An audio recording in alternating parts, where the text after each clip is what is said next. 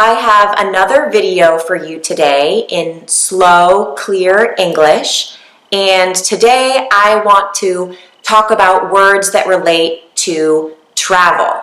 So this past week, I spent a few days in New York, and as some of you know, I live in Los Angeles, so I had to take a plane to get to New York. So I want to tell you a little bit about my travel so you can hear some words that relate to traveling through the airport. Okay, ready? ¿Listos? So at about 6 a.m. on Wednesday, my sister and I got in an Uber, so like a taxi, to go to the airport. And we arrived there about 6:15. I live very close to the airport. And when we got there, the first thing you do is you go to the ticketing counter to make sure you have your ticket. So, well, that's what I do. My sister knows how to do it on her phone, so she had our tickets like right in her phone. So we didn't do what I usually do. So we got our tickets and we went to the security line. So we got to the security line and we were worried that it could be a long line, but there was almost no one in security. It should have been very quick. But the security line that we were in had a new employee who was being trained to do security checking. So it took a very long time to get through security because she was asking her mentor questions about each person's bag as they went through. But it was fine because we were not late. We were right on time. We were early.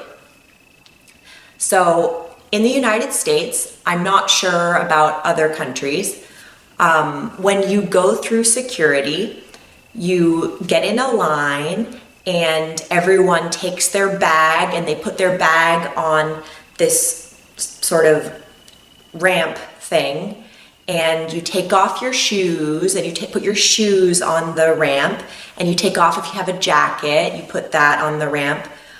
So basically you put all of your stuff that you're wearing or carrying on the security ramp to go through the scanner, and then you have to go through like a body scanner to make sure you're not carrying anything anywhere on your person. So usually the whole process is pretty quick, but this time it was really slow. But that's okay, we got through. And the next thing we did is we stopped to get a coffee at a little cafe on our way to our gate. So we found our gate and we had about 10 minutes before it boarded. So at about maybe 7:15 in the morning or 7 in the morning, our flight boarded.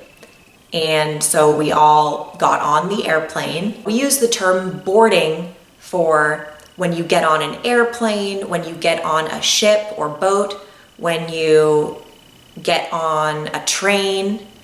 You could use it for when you get on a spaceship, but we don't use the word boarding for getting into a car. We would say you get in the car. So here you can see this guy is loading the luggage onto the plane.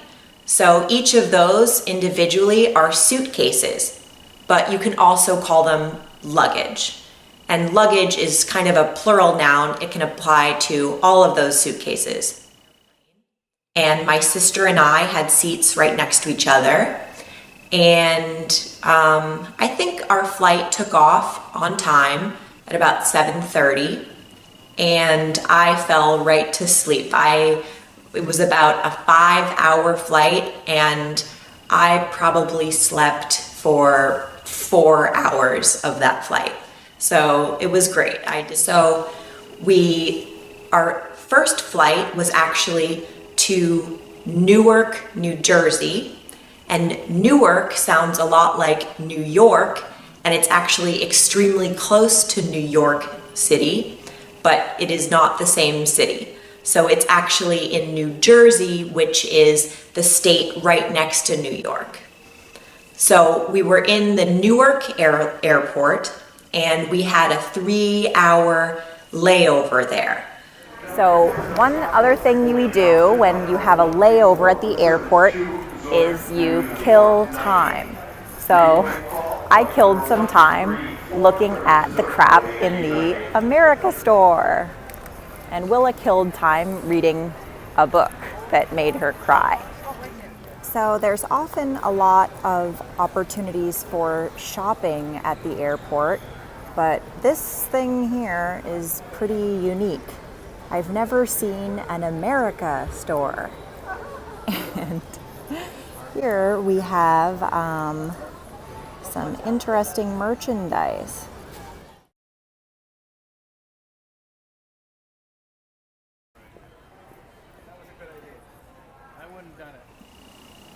So I really liked the Newark airport. I thought it was pretty nice.